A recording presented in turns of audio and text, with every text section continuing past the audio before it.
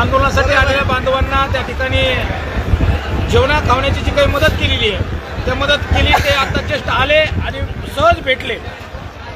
दादा मला एक सांगा, काय काय आपण त्या ठिकाणी आपण कशामुळे हे अन्नधान्य पाठवलं? असं आम्हाला समजलं की इथं बऱ्यापैकी स्टॉल बंद केलेत, हॉटेल बंद केलेत आणि खाण्याची तारमळ होते आपल्या भावांची.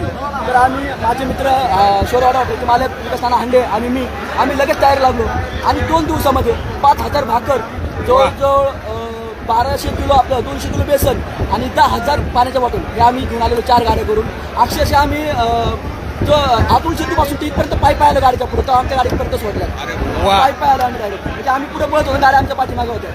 हे बांधव आहेत अंबड तालुक्यातील बळेगावमध्ये.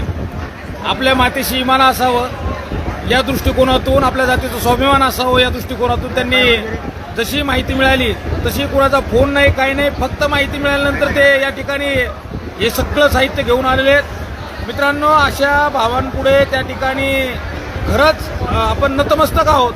कारण आता जातीच्या त्या ठिकाणी अगदी काय म्हणू आपण, जातीची लढाई आहे, जातीचा शेवटचा लढा आहे आणि आता जात हारली नाही पाहिजे या उद्देशाने सगळेजण प्रेरित झालेले आहेत. आणि छत्रपती शिवरायांच्या या मराठ्यांच्या भूमीमध्ये त्या ठिकाणी मुंबईमध्ये आपल्या बांधवांना काही कमी पडू नये यासाठी सगळेजण झटत आहेत. मनातून सलाम त्या ठिकाणी आहे.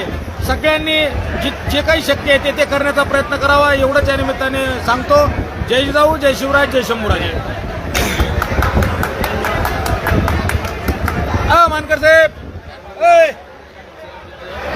शौर्यवाडाचे सर्वा भैया काय म्हणता आपण जी मदत केली मराठा समाजासाठी त्यासाठी आम्ही आपले ऋणी आहोत आणि सदैव आपल्या शौर्यवाडा हॉटेलला मराठा बांधव कायमस्वरूपी डोक्यावर घेऊन नाचेल भैया, त्यात वादच नाहीये. नक्कीच जेव्हा जेव्हा आपल्या मराठा माणसांना गरज पडेल तिथं नक्कीच आम्ही मॅक्स होलसेलर असेल, नाहीतर हॉटेल शौर्यवाडा असेल, अदरवाईज अजून दुसरे कोणी उद्योजक असेल तर आम्ही 100% उभे राहू.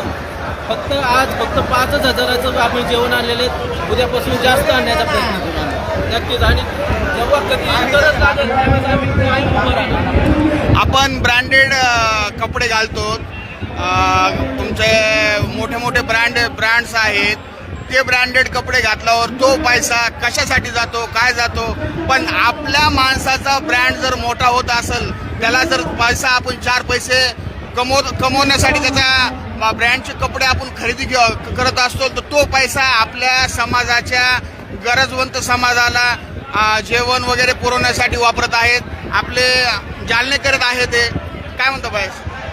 बरोबर आहे. कारण आत्ता ही